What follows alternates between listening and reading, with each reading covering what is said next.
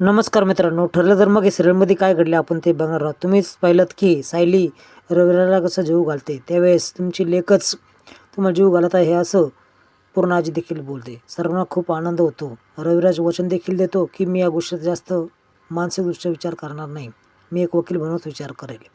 इकडे दुसऱ्या दिवशी सुमन काकूला कोर्टामध्ये न्यावं लागेल, चार्जशीट दाखल करायची पूर्ण प्रक्रिया झाली आहे असं अर्जुन बोलतो.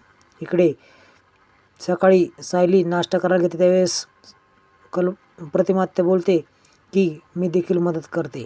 इकडे नाग्या असं ओरडतो महिपत आणि नाग्या जागा होतो आणि महिपत बोलतो तुम्हाला एक बायको सांभाळता येत नाही, आम्ही तेवढे माणसं सांभाळतोय.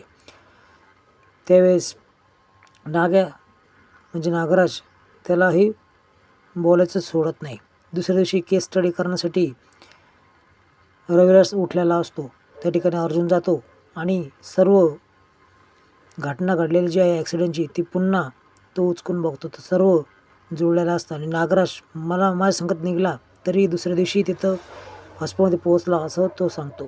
त्यावेळेस सगळं सांगड लागत आहे असं तो बोलतो आणि पूर्ण केस स्टडी चालू असतो. इकडे हा चक्क साक्षीची आठवण करून देतो आणि महिपतचं तोंडच बंद करून टाकतो. महिपत खूप शांत होतो कारण साक्षीचा पत्ता हा नागराज सांगतो. सांगू पोलिसांना का अर्जुनला सांगू असं बोलतो. त्यावेळेस त्याच्या धमकीला हा खूप घाबरतो आणि शांत बसून घेतो.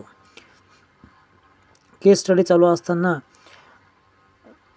सुमन काकूला कोर्टामध्ये नेण्याची तयारी चालू असते. त्याच वेळेस ही सर्व घटना तिकडून ही प्रिया ऐकते आणि प्रियाला तर आनंदच होतो. पण आनंद झाल्यानंतर लगेच त्यांनी नाव जर घेतलं नाही, नाव माझं जर घेतलं तर काय होईल असं त्याला प्रश्न पडतो.